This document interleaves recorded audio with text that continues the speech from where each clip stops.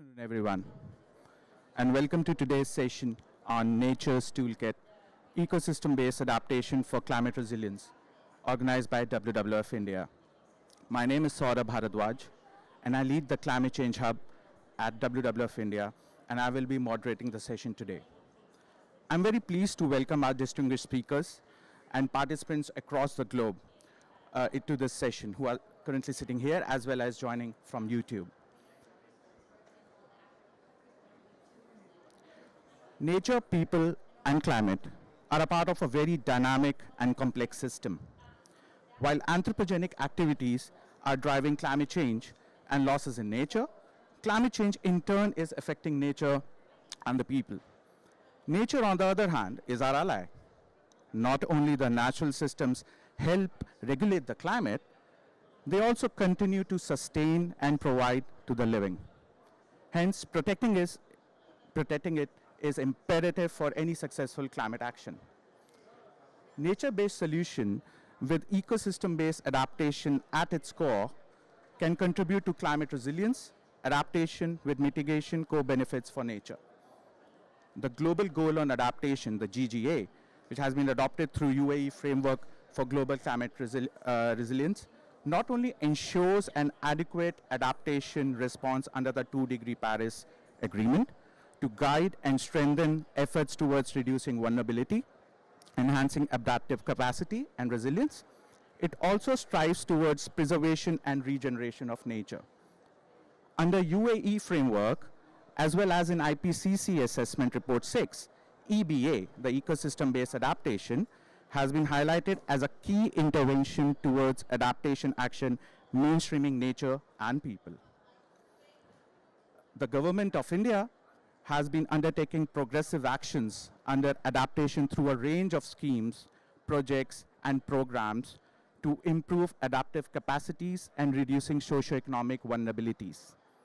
Initiatives like Amrit Dharohar and MISTI, which stands for Mangrove Initiative for Shoreline Habitat and Tangible Income, aim to preserve and conserve wetland and mangroves, thereby pushing the needle on country-led ecosystem-based adaptation actions. WWF's India work is unique. We work at the intersection of nature, climate, and people, and for over 3 decades have been developing proof of concepts on ecosystem-based adaptation that include restoring wetlands, rejuvenating rivers, living shorelines, sustainable mangrove fisheries, and sustainable livelihood based on cage fisheries model. Through a climate change hub, who I represent, we focus our work towards nature-friendly and resilient development. We have a short video afterwards in which we will also be showing you the kind of work that we are doing under the EBA and the river ecosystem management. Apart from that, our projects are also providing pathways for nature-friendly energy transition in rural and peri-urban India that have full potential for scaling up in various livelihood sectors. Well, while these initiatives that we have been doing, the government has been doing as well, have demonstrated positive results. But we cannot deny the gaps and challenges to scale up these initiatives for achieving long-term solutions for building climate resilience. Hence, this session, this session would seek to showcase policies and collective action by the government, the state government, the civil society, and international organizations that are part of our panel on ecosystem-based adaptation. The session will also deliberate on barriers, challenges, and lessons learned. We will also discuss innovative approaches and pathways to uptake and scaling up of EBA solutions. As the first agenda item, there is a short video on WWF India's EBA initiatives. Petra, can we have the video on the screen, please?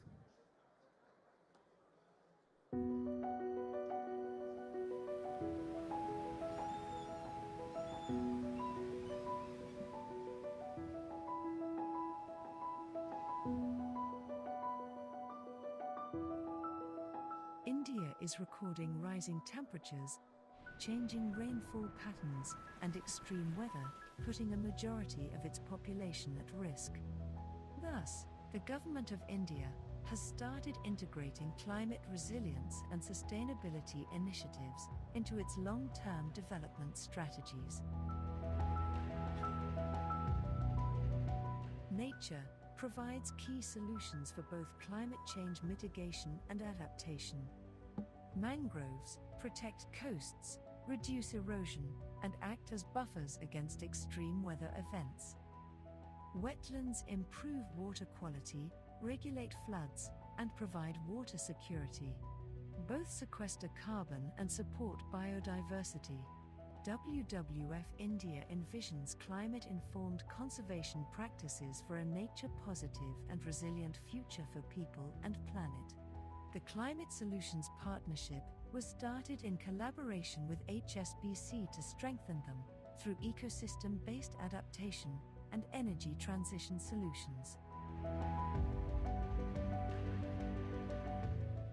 In India's southern state of Karnataka, WWF India has collaborated on a multi-stakeholder initiative with various departments of the state government and local communities to revive the Arkavathi River and the network of wetlands in its basin.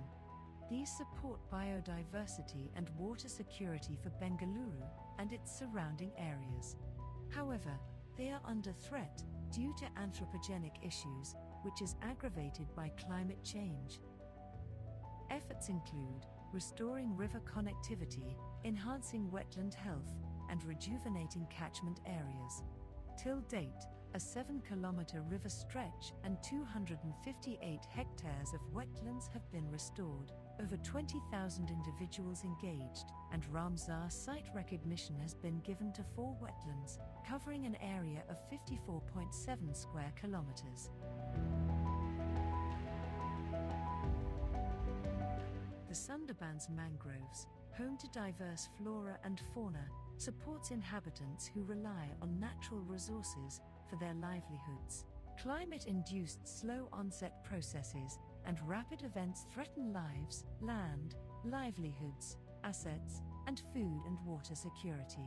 WWF India has worked with various departments of the Government of West Bengal and local communities to restore the mangrove shoreline.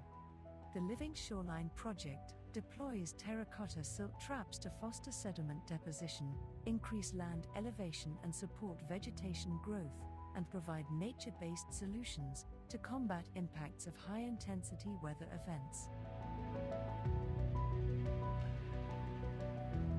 WWF India has collaborated with various departments of the Government of West Bengal to develop a sustainable mangrove fishery model, enhancing integrated mangrove aquaculture and sustainable mangrove fisheries.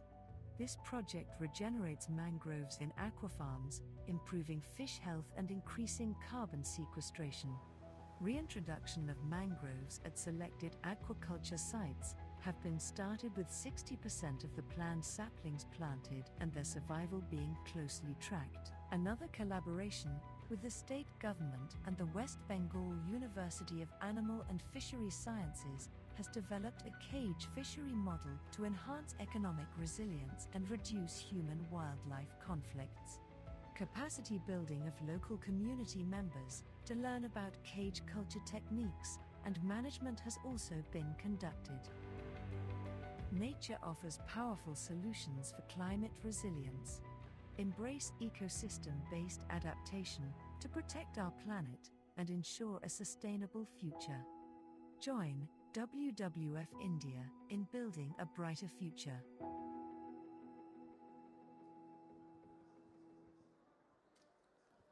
Thank you very much. That was a quick video on snapshots of few of our projects that we have been doing under the ecosystem-based adaptation action and initiatives. I would now like to invite our distinguished speakers on the podium, on the stage to begin our session. Before we begin, I would be introducing our esteemed speakers one by one. First, we have Mr. Debal Ray, who is a Principal Chief Conservator of Forest and Chief Wildlife Warden with the State Government of West Bengal. He has joined us from the Zoom. Can we have Mr. Debal Ray on the screen? Mr. Debel Ray is an Indian forest officer with more than 30 years of experience. He has worked in the field of forest conservation, environment management, and biodiversity conservation and climate change. He's a Fulbright scholar and an accomplished author. He would be presenting his insights via Zoom. Welcome, sir. We have the pleasure to invite Dr. Vishwas Chitale, who is with us, who is a senior program lead at the Council of Energy, Environment, and Water. Dr. Bishwas leads the climate resilience team at the Council, where his work focuses on assessing risks and building resilience. He possesses over 15 years of experience in developing and implementing digital solutions for climate change risk reduction and resilience building in various Asian countries. He has previously worked with GIZ in New Delhi, ICIMOD in Kathmandu, Nepal, and Niti Aayog in India under various leadership roles. Welcome, Dr. Chitale. It is our pleasure to have with us Ms. Sheena Garcia. Sheena is a Deputy Head of Program Nature Economy with UNEP WCMC. Her work focuses on supporting governments and businesses to act for nature and people by using the best knowledge on biodiversity and considering different perspectives and values. With a strong background in ecology and nature conservation, under her present role, she helps businesses understand their impacts and dependencies on nature and work with governments to create sustainable future. Thank you for joining us, Sheena. And we are fortunate to have with us Mr. Vinay Singh from IUCN. Vinay is a climate adaptation and NBS specialist with IUCN. He is responsible for the overall nature-based solution program and projects in the Pacific. Before joining IUCN, Vinay was the director of the Ministry of Waterways, and Vinay has over 14 years of work experience in climate change adaptation, climate policy and project management, climate finance, NBS, GIS, and coastal protection working across 19 countries in the Pacific. Welcome, Mr. Singh.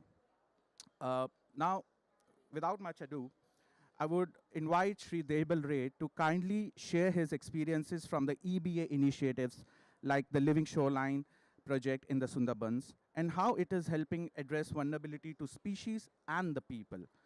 So you have around 5 minutes. The floor is yours. Yeah, thank you, Dr. Varadaj. It is my pleasure to speak on some of the experience that we have really done along in collaboration with WWF and got some really interesting results.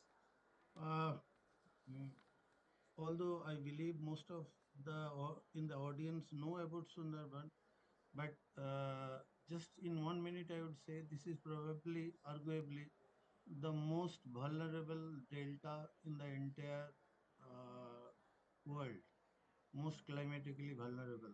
You name any kind of vulnerability and it is there.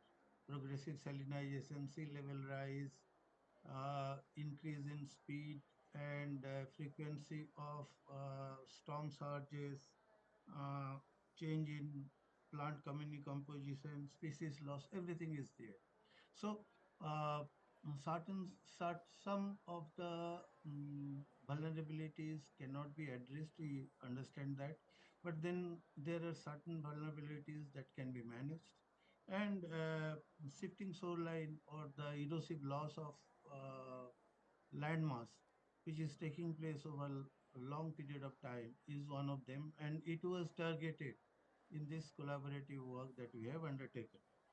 Uh, we need to understand the magnitude of shoreline loss that has taken place in order to appreciate the importance of the work. The first thing is between 1968 and 2013, the shoreline of Sundarban has changed by a whopping 3 kilometers, that is 3,000 meters. In the last 50 years alone, SLR, that is sea level rise and erosion, has resulted in erosion of landmass of 284 square kilometer in area. So you can see the kind of magnitude or havoc that this sea level rise as well as the erosive power of the water is causing. So um, something had to be done. And that something came up through this collaborative study in which we tried to utilize the heavy sediment load of the rivers that they carry in this GBM delta. The river sediment load is indeed very heavy, and we thought during the high tide, the water entirely inundates the islands. There are 100 odd islands or so. And what if we can increase the residence time of water in the island, then the sediments will definitely drop and become a part of the landmass. So this was the attempt that was done. And we had quite a few structures like porcupine structures, the terracotta rings that we have seen. Terracotta rings are the simplest, means they are the rings that you can be locally made, they are placed there. And then what happens after 9 months? Just 9 months, silt load is so high that the terracotta rings are silted up. They are filled to the brim with sediment. Then we place another layer of terracotta rings on the previously silted ones, and the process goes on. And what happens in most cases that since there is no dearth of propagules in the flowing water, one or two propagules get trapped within each ring, and they give birth to a new seedling. And in the way, not only the new areas are regenerated, new areas are reclaimed, but also the area become established by the mangroves. So this is a very, very low cost method of addressing a huge problem that is really causing havoc in the Sundarban. Uh, with this kind of work, I believe would be there are many other kind of. Moderator said, "Have I exhausted my time limit?" Yes, sir, just 1 minute more, sir. Okay, I'll mention another experiment that we have done in the same locality. It is about the uh, treating the salinized soil. Look, because of the progressive salinization of the water, certain areas become devoid of any kind of growth. No plant grows there. We call them saline blind. So if you zoom the Google map of Sundarban, you will find such white patches, which are saline blinds. What do we do there? We create a pond. Sundarban WWF is now creating solar-based pumps.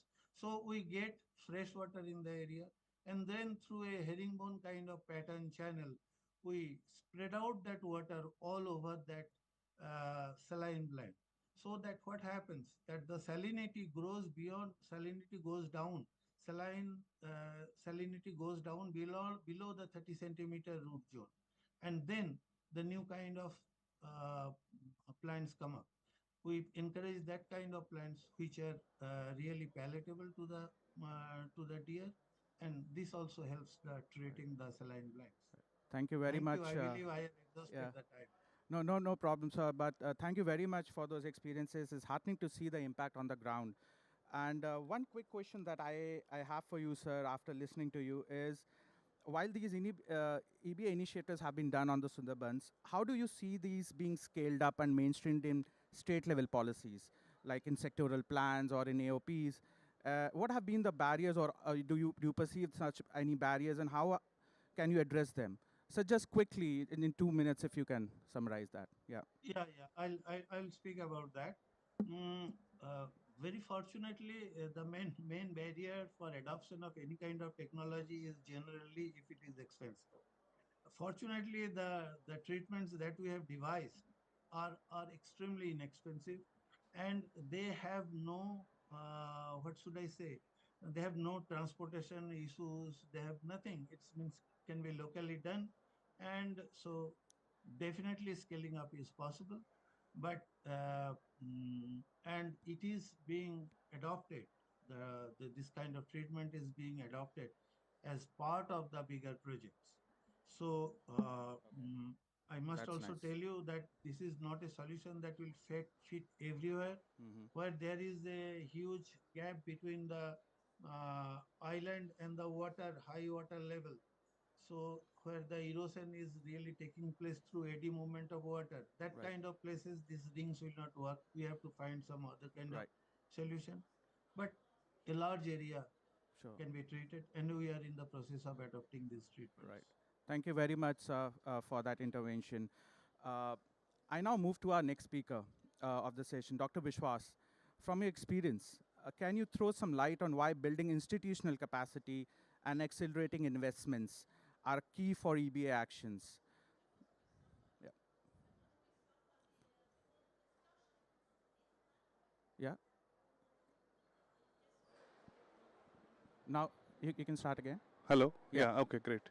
Yes. First of all, thank you WWF for giving me this opportunity to talk on this panel. I think this is a very important topic, and especially in the space of NBS or we can say EBA. I think we have not seen that much of action, but it has a huge potential. So just to put it in context, I mean, you asked about like institutional capacities and collaborations, etc. So just to give you a context of what kind of risk that India is facing currently due to climate change events, as per our assessment of 2021, nearly 75% of districts in India are either prone to a flood, a cyclone, or a drought. Now, this is a serious situation already. But in addition to that, we have also seen that nearly 40% of these districts are facing a swapping pattern of climatic extreme, which means that historically drought prone districts are also becoming now flood prone and vice versa.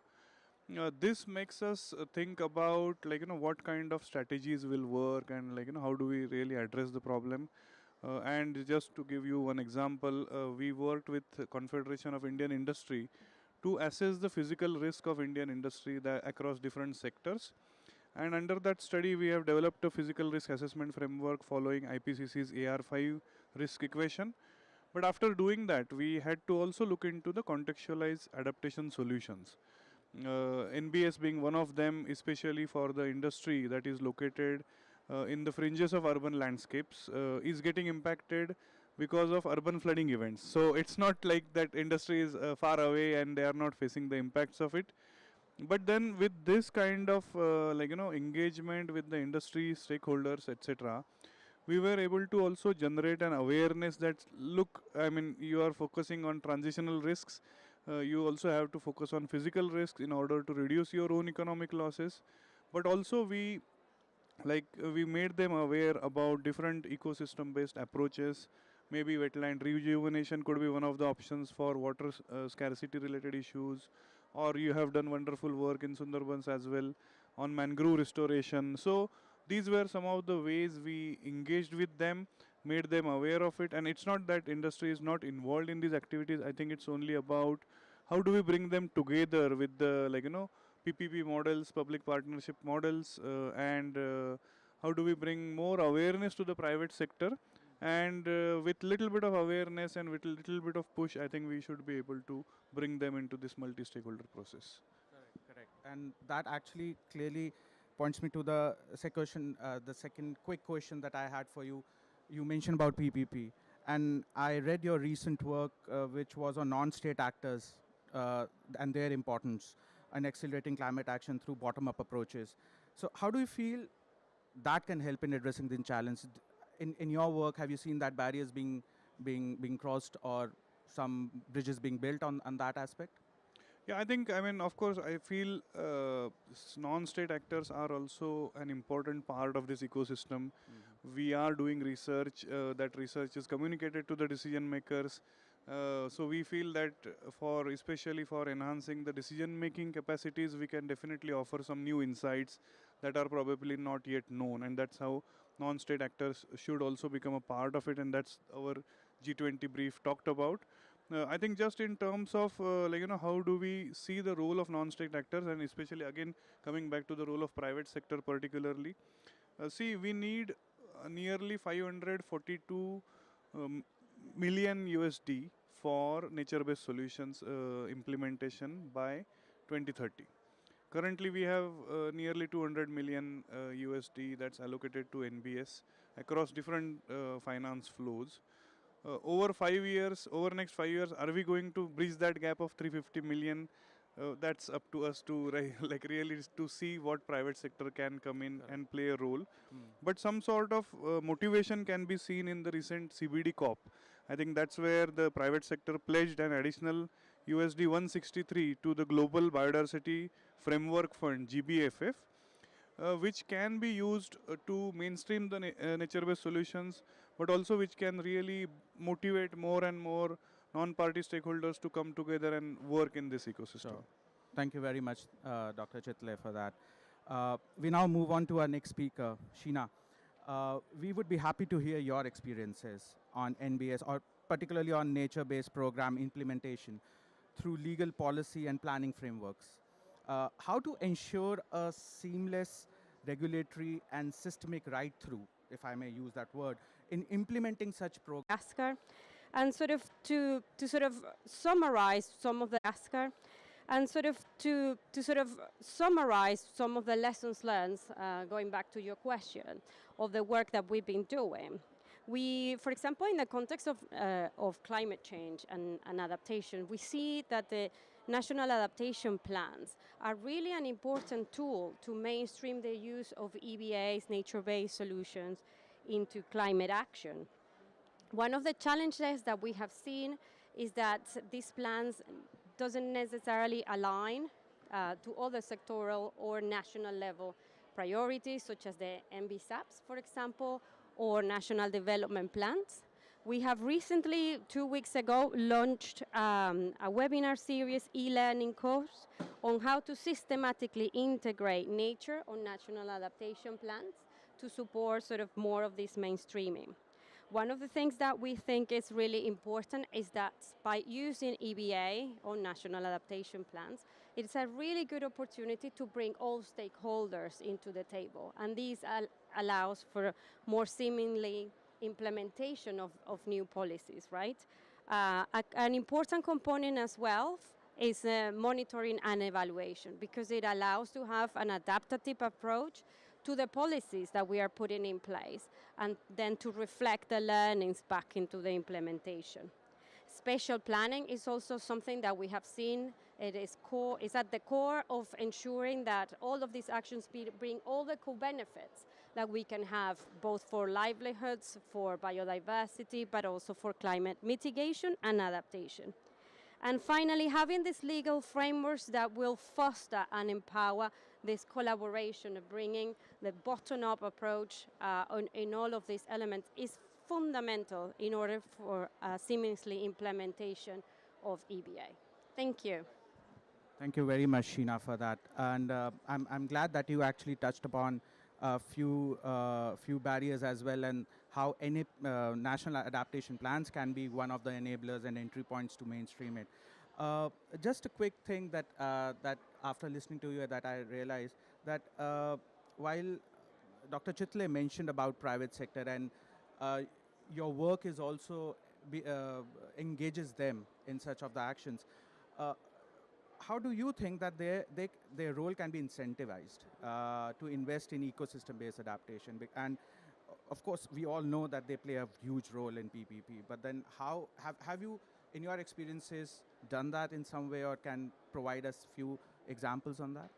Yeah, thank you very much. I'm not going to say something that is very new or innovative, because I think we have had a lot of conversations about finance and the role of private sector in COP and in Cali as well, right? So I'm just going to kind of summarize the big elements, but I will provide a few examples, I think, to bring this down to earth. So, I mean, first of all, I mean, creating the enabling environment, right, is fundamental. Having the certainty in the policy frameworks and the regulations that this is a topic that is being prioritized and that it will be incentivized is very essential, right? How do we do this? Well, we create this sort of policy framework. We work with on-the-ground initiatives to prepare the projects or the pipeline of projects that we have heard so much about during the past few days. We try to understand, or how to bring in de-risking mechanisms are fundamental to sort of bring more, make it more attractive for private partners. We can provide credit guarantees, aggregated credit facilities where we bring different projects together. One of the things that you mentioned, right, on the dependency, the work that you've been doing, the dependencies of private sector, I think it's an important one, because it speaks to the ecosystem-based approach, looking at the co-benefits. So if we can understand what are the dependencies of these private entities and combine that with solutions for both their dependencies or the risks of nature, I should say, whilst delivering on climate mitigation and adaptation and considering the local communities as well, that could also be an important incentive. Just to quickly say two examples from my own experience. The payment for ecosystem services schemes, right, can benefit from using an ecosystem-based approach to, for example, restore watersheds. It has happened in Costa Rica and in many other countries. Just kind of mentioning Costa Rica because it's one of the examples that a lot of people know about. So it's an important one. Another one is public-private partnerships. Brazil introducing this sort of concessionary management of protected areas, like in the Iguazu National Park, for example, and they are planning to expand this scheme as well. So those are a few examples to get you thinking about it. Thank you very much, Sheena, on that. That we would be delighted to hear from IUCN, Vinay, on mainstreaming and scaling up of EBA. Actually, we understand that you are coordinating all the projects implementing in the Oceania region or Pacific region, but like we have heard from our speakers on institutional mechanisms, on collaborations, as well as some implementations. So how you feel, or how you see from your experiences, how have you done these mainstreaming and scaling up of EBA actions in your work? Thank you. Absolutely. Thank you so much for providing me this platform to speak with all of you here. And I can see that there's quite a diverse group of people here. Is everybody able to hear me well? Yeah? Yeah. Too easy. Thank you. Yeah. So let me give you a very short story here. Let me take you on a journey from a global perspective to regional to national, as well as we come down to grassroots or community level. So IUCN, International Union for Conservation of Nature, is arguably seen as one of the first pioneers of taking, or the flag bearers of nature-based solution. So the work started sometimes in 26. Well, a formal definition was accepted in 2016 in the World Conservation Congress, and then IUCN also is the administrator, or has a nature-based solutions global standard. But then, of course, we work very closely with UNEP and WWF as well. So with respect to how things are on the financing aspect, when I say we, I mean IUCN has its global EBA fund that tries to provide on a global perspective of nature-based solutions projects. Now, colleagues, nature-based solution is not, I would say, a new concept. It has been amongst us for decades, if not for centuries. Yeah? I would rather say it's traditional science packed into a modern one. This has been in existence within several communities, within different scapes and different landscapes, I would say. And each and every concept within communities are for environmental conservation. Now, if I move down to a regional scape, now when I say region, I mean the Pacific, in which I lead the climate adaptation and nature-based solutions work for. So it is extremely crucial to have enabling environments through policy frameworks, as alluded to by former panelists here. We try to understand that and also have a very huge inculcation of nature-based solutions language within national frameworks. So from the region, we support several countries to have a very strong national adaptation plans. Before joining IUCN, I was very fortunate to work for the Fiji government, and I was one of the very fortunate ones to also have a much more strong understanding and the development of Fiji's national adaptation plan. Right now, the national adaptation plan for Fiji is under construction. Again, an amendment. When we can see that there's quite a bit that can be modified. In the initial NAP, we had over 160 plus indicators. I mean, come on, it becomes very difficult to have 160 plus interventions, or different types of interventions being included for nature-based solutions. So now what we are trying to do is we're trying to mainstream it into a much more succinct 7 thematic areas, all speak the same language, EBA, NBS, whatnot, and it becomes way much more easier to quantify. Our NDCs does the same. We have LT LADs, and it all speaks the same language. Different arms of the ministries within the regional governments speak the same language. Vanuatu, for example, is currently on the verge of establishing its very first national adaptation plan, and through a regional role, I also support Vanuatu and the Ministries of Environment and Climate Change in their very same establishment. I also chair with several other INGOs with the likes of SPREP and SPC, the Pacific Community, regional collaboration through the Pacific Islands Roundtable, as well as the Nature-Based Solutions Technical Working Group, where we have WWF who comes in and provides a bit of a co-chair role with monitoring and evaluation of nature-based solutions projects. So I'm fully aware of the climate resilience by nature through WWF Australia, and we work very closely with them to implement NBS projects within the region too. I also see that it is very crucial to have grassroots communities at the heart of what we do as NBS. Now, cost effectiveness is a crucial element of NBS, and buy-ins of the communities at the grassroots level becomes extremely crucial.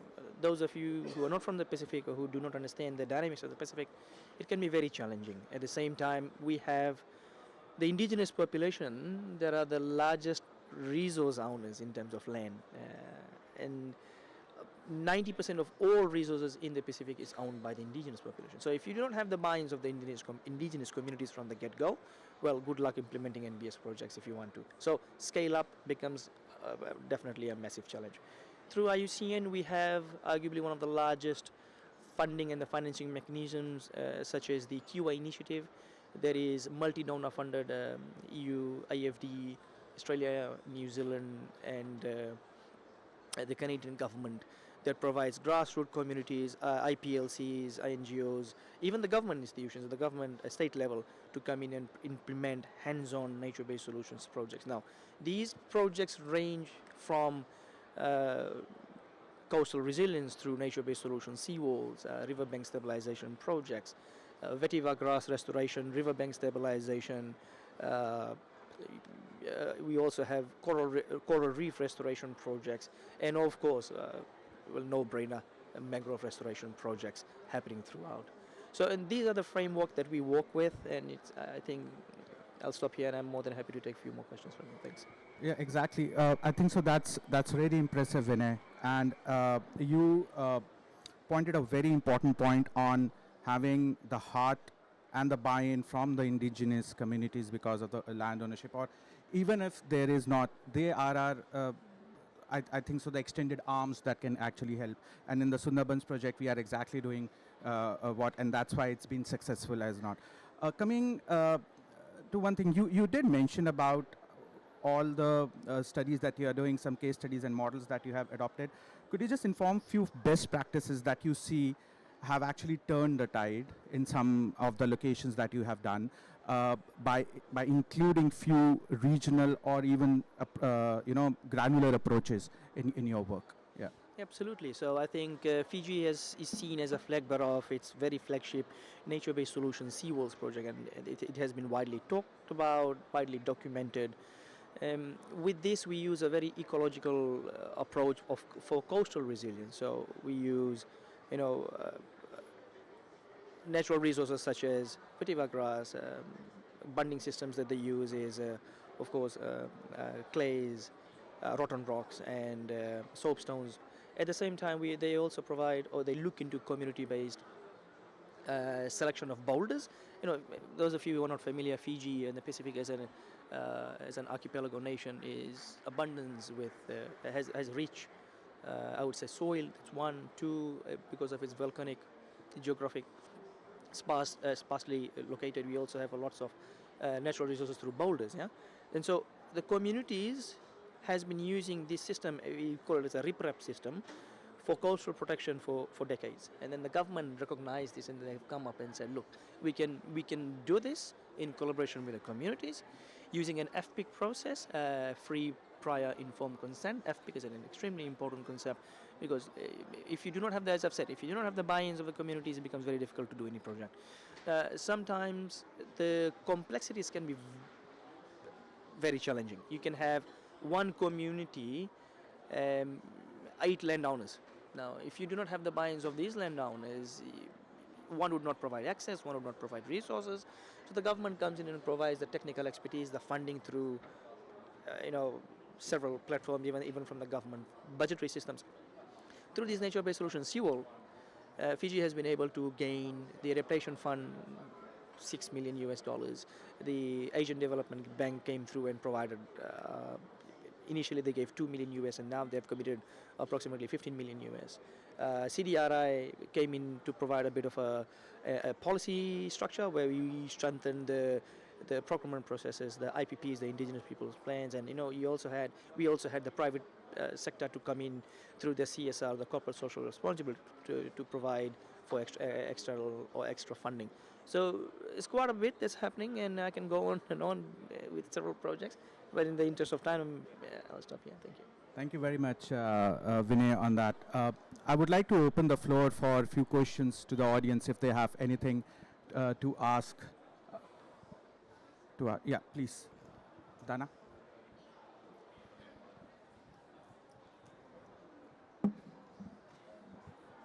Hi, I'm Tim. I'm a journalist from London. Thank you for the discussion. I just wanted to ask, since you've addressed the climate and biodiversity and nature crises, you also...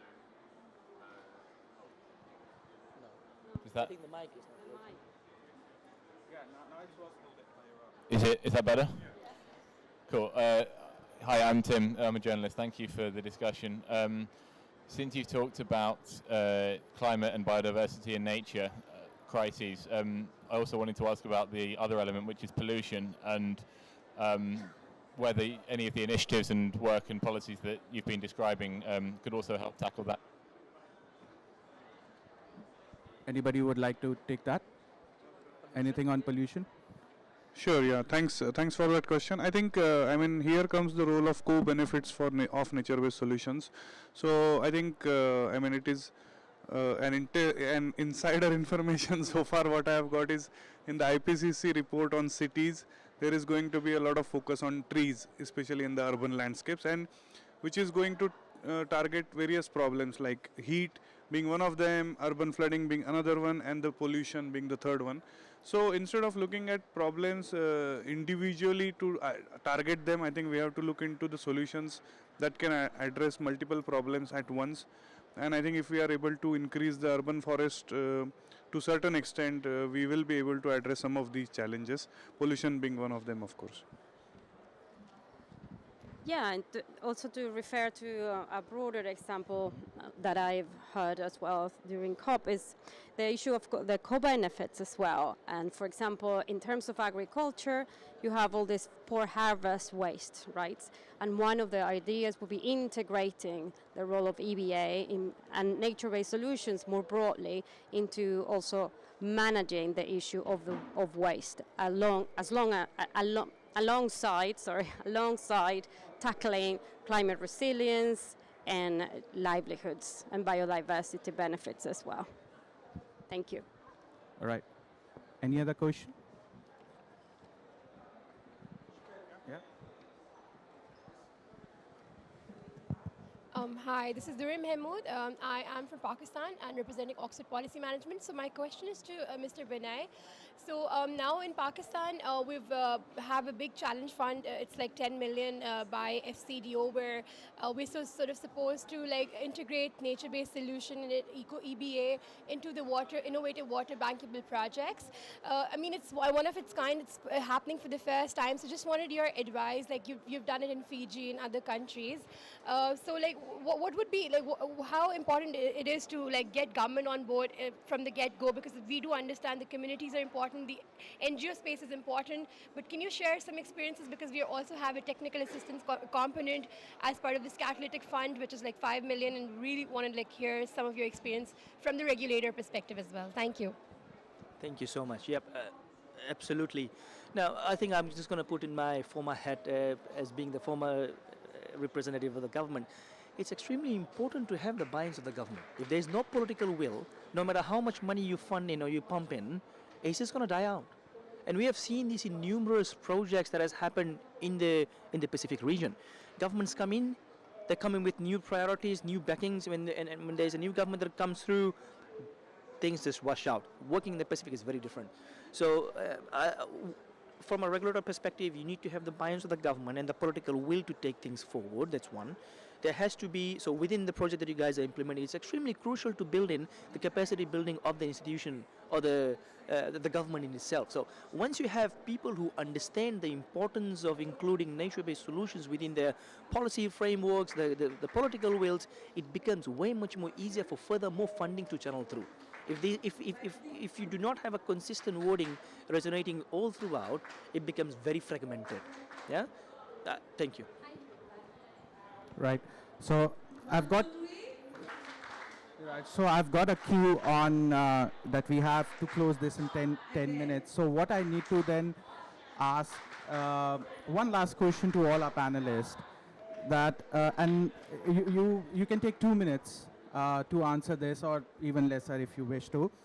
Given the current progress and challenges that you have been seeing, what is your outlook on probably India's or Global South's ecosystem-based adaptation efforts over the next decade? And we have been following the COP deliberations and negotiations as well. So what, according to you, is an outlook? Mr. Ray, starting from you, next decade. Okay. Nature-based solution, as someone has already pointed out, is not new. We have been doing it, right? But the need of the hour is to really scale it up. I heard a passing remarks that in the discussion that in the biodiversity COP also someone pledged this amount of money, that amount of money. The unpleasant truth is these promises do not translate into actual action, right? $100 billion to the developing nations, and everybody was happy that we'll be able to do so many things with this kind of money. Has it really flown? I don't think so. So next decade will be transformative if the money that is being promised will commit to us. Otherwise, we are ready with the tools, and we have lots of weapons in our arsenal to tackle the nature-based solutions. There are many low-hanging fruits. I'll just give you one example. There is more than 1 lakh of square kilometer of uh, forest area where the density is less than 0.2. So if you can really increase the carbon density of this area, of this kind of forest, it is a nature-based solution. If you can do it, then you just imagine the direct benefit of sequestration and co-benefits that will accrue to the whole world. But who is listening? That is the important question. Now these are very low-hanging fruit. We need just pumping up some money, but we need it, and we really need it yesterday. So uh, what is really feel at this Yeah. moment is the urgency to work, urgency to be together to address the problem. Yeah, it's a problem of That's yesterday. Yes, my take. exactly. Well put. Dr. Chitale. Yeah, thank you. I strongly echo what Mr. Ray said. Actually, it's all about translating it into action, and I think by 2030 we will be concluding 3 global frameworks that started in 2015: Paris Agreement, SDGs, as well as Sendai framework, and all of them have a huge component of nature-based solutions. And I think we are even not halfway through to, I must say that.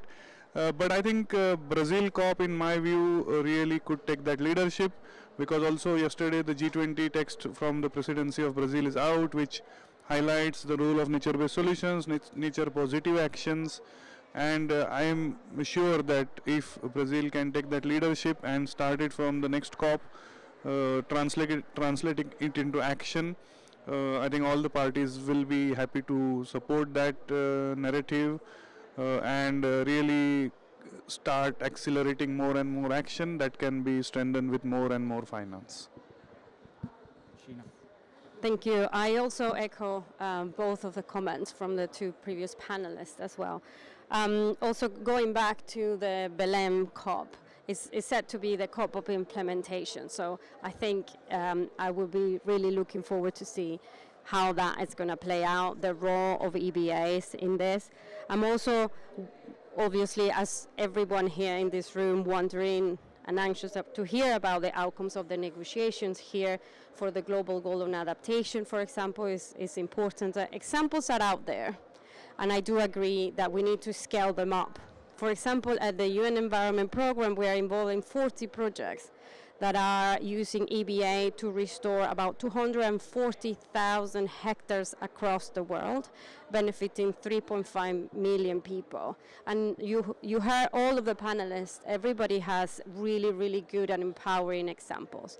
So it is about scaling up what's going to come next and also harnessing the power of the co-benefits. So what else can be delivered with these efforts, and what other problems can we help solve across the world on local communities, that an EBA, what's the role of EBA in all of this?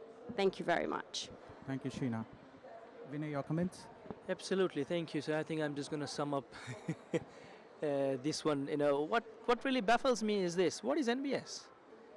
We work in the development sector and we are surrounded by these acronyms, NBS, EBA, LLDs, LLA. You know, when we work in the development sector, there's a big fight between some say EBA comes under NBS, others says NBS comes under EBA. Well, dude, you know, just get rid of all this. You know, I largely work with where impact is required most. So the outlook is going to be get away with all these acronyms. You do what is supposed to do in terms of the very grassroots communities that need us the most, that requires the funding and the financing and the work. Because for us, it can be a matter of, you know, work, but for others, it's a matter of survival. In the Pacific, we see communities are losing their very livelihood, their very fabric of ecosystems, which has been supporting them for generations, but now that has been lost. So if there is no political will, if we get stuck behind these acronyms and trying to say, you know, I've also seen that NBS is used in ways which does not constitute NBS. You know, so you have to be at the core of NBS. Indigenous-led, cost-effective, has to have an element of scalability built into it that supports resilience. Thank you. Thank you very much, Vinay, for summing that up. So more action, less acronyms for the next decade. So let's hope that happen. I'd like to thank all our speakers for providing their valuable inputs, and our audience for sharing their experiences as well and asking pertinent questions. And all of you attending via YouTube, and also Mr. Ray having come here and giving your time on Zoom for us for this engaging discussion. Thank you very much and have a good evening.